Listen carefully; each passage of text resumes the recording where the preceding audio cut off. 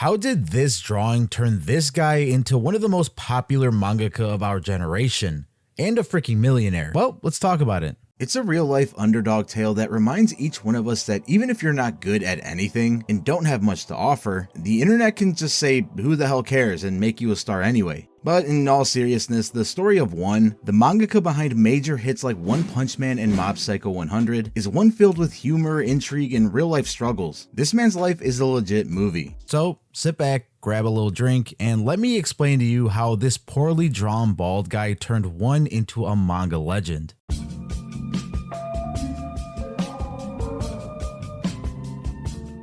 Our story begins in beautiful Niigata, Japan, but then jumps to the city of Konosu for a bit and then back to Niigata. Bouncing around a bit, but it's alright, it'll make sense in a second. See, One was born in Niigata, but he grew up in Konosu. And the reason these two areas in particular are important to note when starting the story is because they play a major role in One's most successful work of all, in two completely different ways. One about a certain bald man with cartoonish levels of strength, but we'll get to him later. As a kid, although he lived in Konosu, he'd frequently visit his grandparents in Niigata. One day while doing just that, One's parents came to him with a surprise. So his dad walks up to him, gets on one knee and says, "One, my son, I've got something for you." Alright, so I know One's parents probably didn't call him One, they probably called him by his real name, but we don't know his real name, it's just One. Or Tomohiro, which he used in the past before too, so...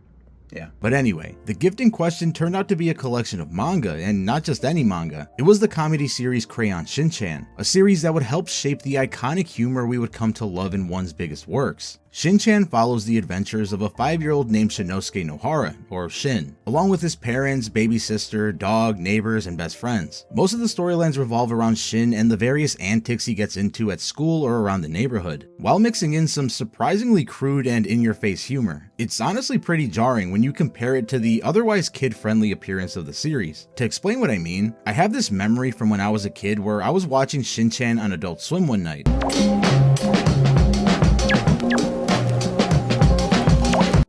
It was the first night I had ever watched it, and it piqued my interest because it looked like such a weird show to have on Adult Swim. I don't know, it just seems like some Disney Channel shit, you know? Well, not even 5 minutes in, I understood exactly why it was on a nighttime adult network. Put it this way, Shin-chan's signature dance is where he pulls out his butt cheeks and prances around. He also has this gag where he turns a certain part of his body into an elephant. I think you could probably take a good guess at which one. And I distinctly remember one part where he mentioned one of his favorite games to play with his friends was called Saki Tag. Oh, and his favorite superhero is called Action Bastard. Need I say more? Needless to say, One had some pretty cool parents for giving their young son this series to read. I mean, maybe they didn't even know, they just looked at the cover and were like, yeah, this should be good for a kid.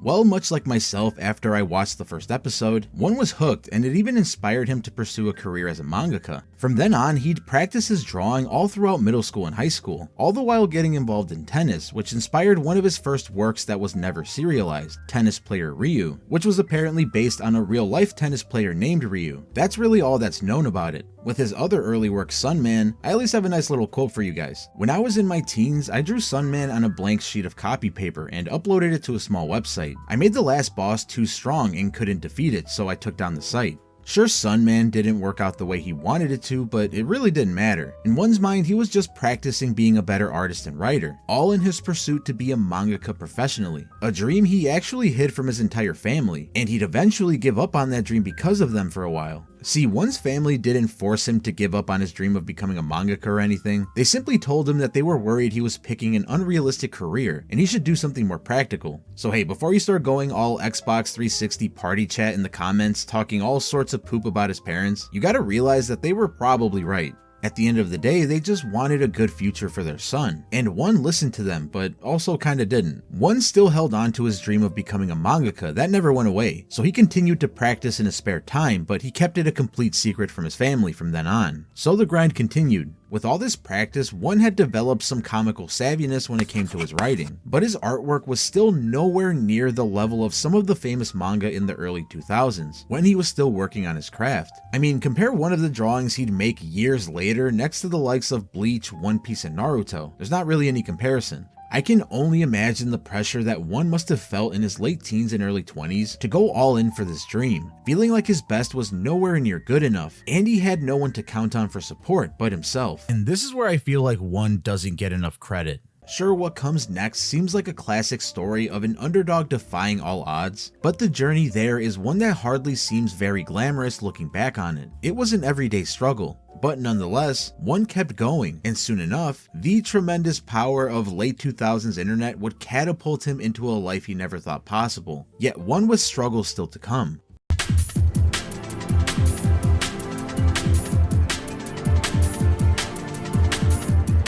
So one was left in a weird spot in his early 20s. He made big strides in writing, but his art was still nowhere near good enough for the likes of Shonen Jump or even lesser known manga magazines. So he does what any guy in his 20s with no other options would do. He turned to the internet. One decided to create his own website to self-publish his works. I mean, who would say no to his art if he was the one that owned the site? Foolproof plan, right? Well, not exactly, my friend. One faced a major problem going this route. He was getting a grand total of 0.0 viewers on his site each and every day. The flaw in his plan that he soon realized was that because of his unknown status and unique drawing style, no one cared to visit his site or even had any idea it existed. Remember, at this point, one is a nobody with not a single fan for him to call on to read his stuff. With that realization in mind, one turned to posting his manga on popular self-publishing manga sites. He didn't really have a plan of which one he would pick either, he just wanted his work out there. And on top of that, he practiced his drawing religiously. He even once said he filled 50 entire notebooks with pages of drawings. 50? That's a lot. Yeah, it is. Eventually, all of his efforts started to finally pay off. One of the sites he was posting on, called Nietzsche, would eventually gain a reputation for helping create successful mangakas, such as one himself and the creator of Tokyo Ghoul, Sui Ishida, among others. Well, considering the obvious spoiler in my last sentence, this would be the site where one would finally make a name for himself with his greatest work. This guy, we'll call him Saitama for now. One got the name of the province he grew up in and slapped it on the main character of his next big project, One Punch Man. After spending some time getting used to the online manga scene, one decided to upload a little project he had been working on, one where a plain-faced bald guy walks around being a hero for fun. In the very first chapter of the original version of One Punch Man, we find ourselves entering what appears to be the Doodle Bob universe. With a massive explosion that takes out multiple things that we're gonna call buildings, we then see that this Piccolo-looking monster is the cause of it, and he's apparently been sent to eliminate all humans and cleanse Mother Earth once and for all. Well, if that wasn't super duper evil enough for you, he then sees a little girl crying and approaches her, just as a mysterious bald guy is seen watching a news broadcast of the whole scene. So he decides to check it out while striking this killer pose. Well, Doodle Bob Piccolo approaches the crying girl and tries squeezing the applesauce out of her when she suddenly disappears from his grip. Enter the man himself, Saitama. The monster, now known as Vaccine Man, asks him who he is. Saitama then responds with a line that hits way harder with the context of the rest of this video. He stares at him with the face only a mother could love, and he says, "Just an average guy who serves as a hero for fun." And the rest is history. Well, to be specific, Vaccine Man gets pissed at his weak-ass motivation, flexes his own motivations, goes into his final form, and gets blasted away with a single punch mid-monologue. Saitama then falls onto his knees in agony, as another monster is yeeted with a single punch yet again. And that's the pilot. Well, at the time, one did not think much of this one-shot. He even mentioned himself that he didn't think he would be continuing One Punch Man as a series, but titled the chapter Chapter 1 just because. There was legit no thought behind it. Well, the reception to this bald, misshapen man was freaking insane. Alright, maybe not that crazy at first, but the webcomic actually did start getting some hits. People enjoyed the witty writing and unique art style one had developed, after all those long hours practicing in his room and hiding all those sketchbooks from his parents. It wasn't just the unique style though. People were seriously enamored with the different spin on the typical manga protagonist that Saitama represented. He was skinny, kinda goofy looking, and had this nonchalant personality that didn't match his incredible strength whatsoever, and this was all by design. In an interview, one once discussed taking all the superhero tropes that were taking a firm grip on Hollywood in the late 2000s with the likes of Iron Man and later the Avengers, and going in the complete opposite direction with Saitama whenever possible. That's why instead of having the suave hairdo of Superman or the iconic Super Saiyan hair of Goku, my boy's hair went to get milk and cigarettes and never came back. Regardless of how it all looked though, One Punch Man was starting to build up some steam, garnering thousands of readers every new chapter. 2009 marked the biggest year in one's life, as his dream was finally starting to become a reality, all thanks to a guy acting as a hero for fun. However, as one is about to find out, success is hardly ever linear, and he'd now have to completely give up on his dream for the sake of his family.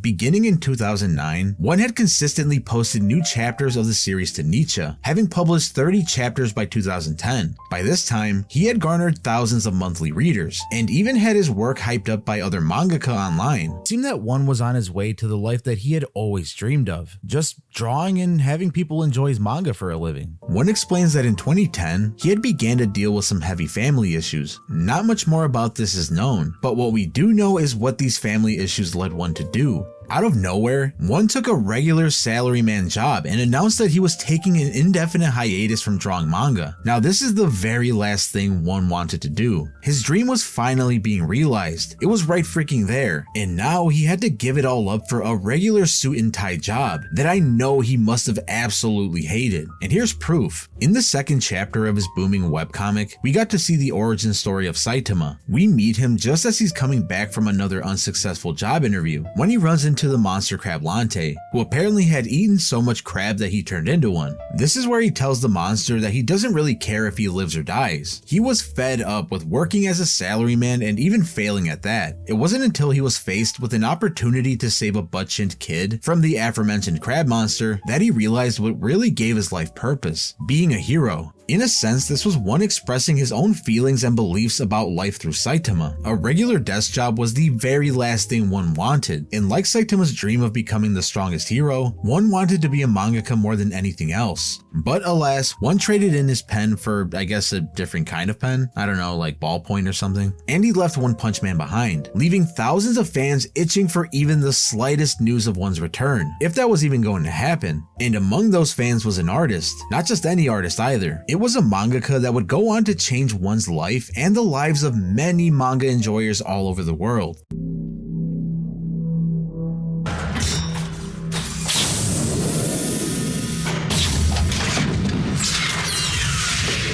Fine. I'll do it myself. Never draw a line without purpose. That was a pretty baseline for Murata, not gonna lie. It's advice he definitely lives by after all. Yusuke Murata was born in 1978 in Miyagi Prefecture, Japan. Unlike One, Murata-sensei had some serious drawing skills, and it was obvious pretty early on too. At the age of only 12, he entered a contest to design Mega Man villains, and won the whole thing not once but twice. The final designs of 2 villains were adapted from his sketches into Mega Man games. The game credits list his name as responsible for Dustman from Mega Man 4 and Crystal Man from Mega Man 5. At the young age of 17, Murata debuted as a professional manga artist in 1995 by publishing a one-shot titled Partner in a special edition of Shueisha's Weekly Shonen Jump. For this work, he won the Hop Step Award, which was a monthly recruitment project by Weekly Shonen Jump. I mean, I can just sit here and glaze his whole Wikipedia page, but I think you guys get the point.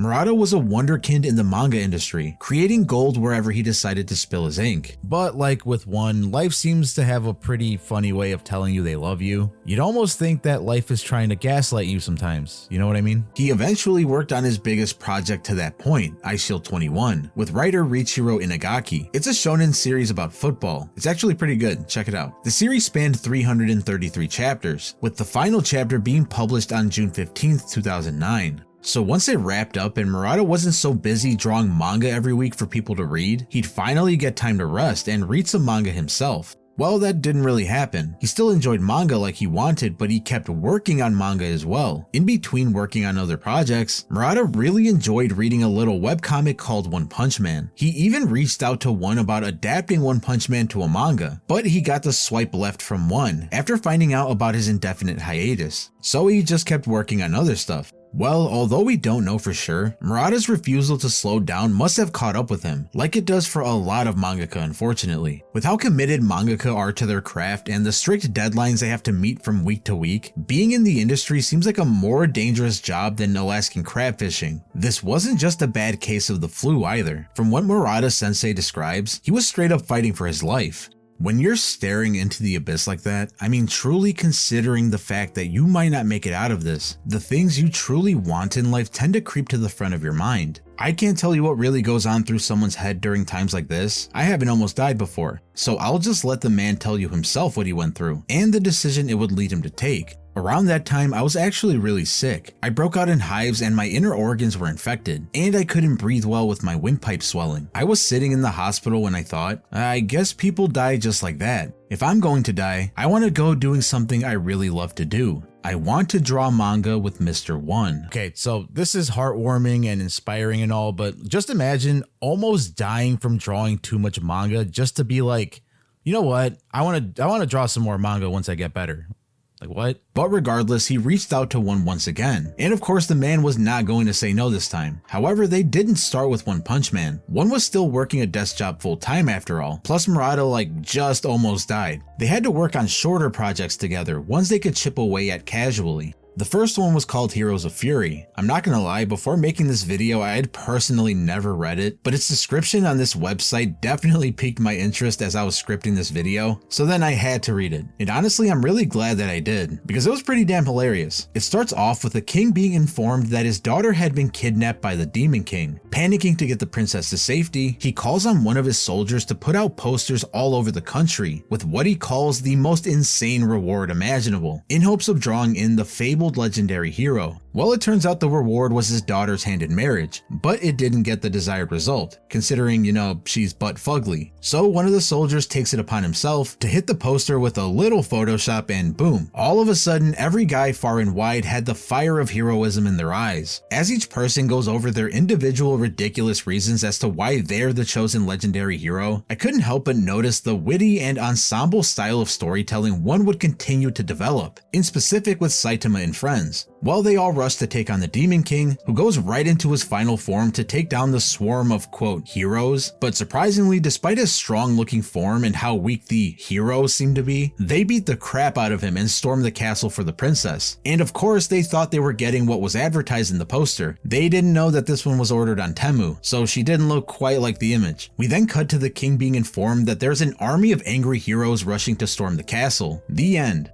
Even if you're not a fan of One Punch Man, I definitely recommend giving this one shot a read. It's quick, the art style's clean of course, and it's got the one humor we know and love. This one's about a fan club of high school dudes that secretly follow a girl in their class, who just so happens to have magical powers. They swear to secrecy and promise to guard her secret with their lives. In a funny twist, the girl in question actually hates the fact that she has to kill demons secretly, and wishes she had a fan club of her own, not knowing she's literally being stalked by one constantly. This is a bit of a longer story, so I'm not going to dive all the way into it here, but again, I highly recommend you read it yourself. Well, that brings us to the main event, the coup de grace, as they say somewhere. The series that brought One worldwide acclaim, and not only fulfilled his dream of becoming a mangaka, it would make him one of the most popular mangaka of the last decade. And that series, of course, is Kissatsu Majishi Majinagari.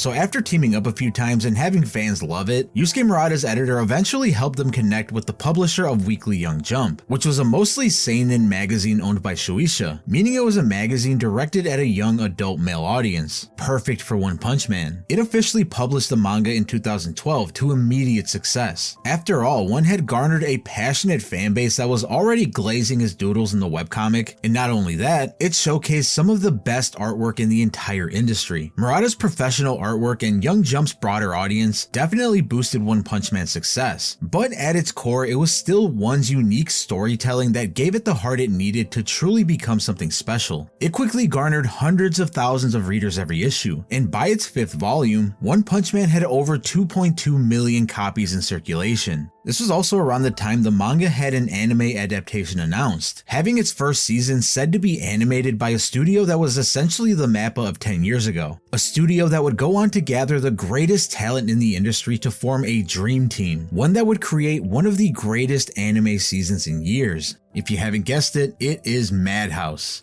The first season was directed by Shingo Natsume, who's also had his hand in iconic series like Space Dandy and Full Metal Alchemist. It was written by Tomohiro Suzuki, with the likes of Saint Seiya Legendary Sanctuary, Lupin 3, and most recently, Frieren Beyond Journey's End to his credits. And of course the character designs were done by Chikashi Kubota. The first episode aired on October 5th, 2015, and concluded on December 20th of that same year, with a total of 12 episodes covering the Saitama introduction arc up to the Alien Conquerors arc. The One Punch Man anime was one of the standout TV anime productions of that year, wowing both casual fans and industry insiders alike. The visuals were so impressive that Chikashi Kubota, the aforementioned character designer and chief animation director, had to clarify on Twitter that despite the top-notch animation quality, they were working with a pretty standard budget. Really, what we were seeing was the result of passionate artists giving it their all. It's no surprise that the series director Shingo Natsume would be the main creative force behind all this. One Punch Man is basically the culmination of his career, and it really shows. Everything he's learned along his career was masterfully put to use here. Another big part of the show's unique look is its digital animation, which is also thanks to Natsume. He'd been collaborating with a bunch of animators from the WebGen generation, who were young talents who got their start posting animations online before turning pro. Natsume's own style fit right in with these guys, including fellow directors Gosei Oda and Norifumi Kugai. And this was along with other WebGen animators that you might be familiar with, like Ryu Nakayama, Shun Enokido, and Kenichi Fujisawa. Their distinct styles are on full display in the show, especially in the big action scenes. And guess what season 1 has plenty of?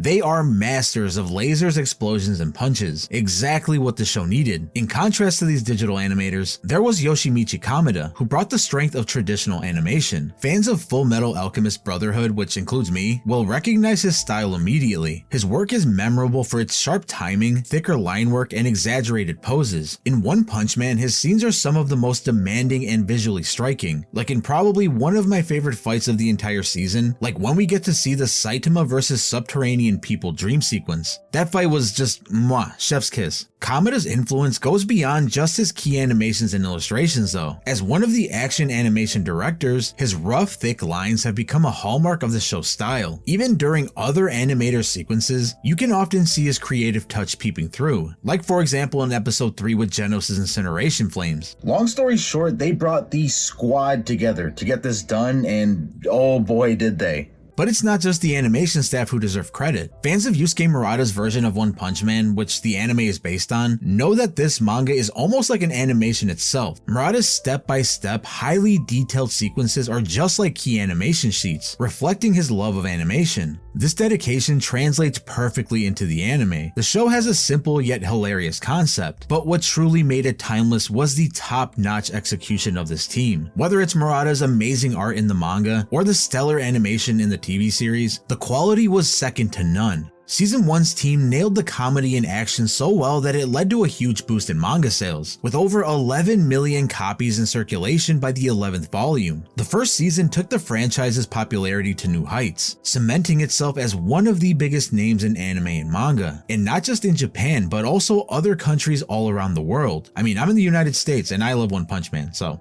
What made the first season so perfect was how they could have incredible action sequences 1 second, and then the next you have Saitama waking up from a nightmare where he was playing rock, paper, scissors with someone with a booger on their finger. In an interview with One in 2017, he addressed the report that One Punch Man had actually outsold One Piece as the top-selling manga in the US at that time. While he was happy with the franchise's international popularity, humble as ever, he gave most of the credit to Yusuke Murata for his noteworthy contribution to the series. That's the thing with One. It's undeniable how hard he had to work to get to where he was at that point. Every moment of free time he had, he would use it to work on his drawing, even hiding it from his parents who disapproved of his dream. Once he finally got the opportunity to be able to upload his manga for the world to see, he'd get the long-awaited recognition he deserved. Even after forcefully leaving his dream behind for the sake of his family, just to come back and start a manga that would gain worldwide acclaim with one of the best artists in said world, you just didn't see the guy change up at all. Sure, he could have hogged all the credit and huffed on his own farts like a lot of other famous people do, but not him. In a sense, he embodied the main character of One Punch Man, Saitama, to a T. He's just a normal guy who doesn't care much about credit or acclaim as long as he's doing what he loves. For Saitama, that's being a hero for fun, and for One, it's being a mangaka for fun. Now after season 1, fans would have to wait 3 whole years before the second installment of the anime, which would arrive in 2019. A new season that would introduce one of the most beloved characters in the series, even rivaling the main freaking character, Saitama. And that of course is the martial arts menace, Garo.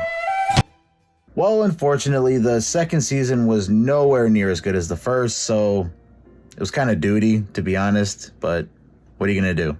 In part because a new studio took on the second season with Madhouse no longer being what it once was, and also in part because of the restricted schedules the animators had to deal with. Sure, it had its shining moments, but it never came close to the iconic animation season 1 brought. On a positive note though, the manga continued to boom. All the hype and success of the manga culminated in the climax of the series' biggest arc to date, one that literally ran half the length of the entire story at 70 plus chapters. Here we bared witness to one of the most incredible fights in all of manga, with Saitama vs Garo, an event that absolutely broke the internet and is actually the reason why I'm here talking to you right now. I started my main channel because I was literally so hyped about the fight and just had nobody to talk about it with. That's because at the peak of this arc, fans got news that they had been waiting for years. Season 3 was announced to finally be in production, and at the time of this recording, we're even getting fresh character designs every month, leading up to the release of the new season. Just as importantly in my opinion, One's gone back to what started it all, as he began releasing new chapters of the webcomic, with some surprisingly much improved art as well. That just tells you the guy is still practicing his drawing even after all this success.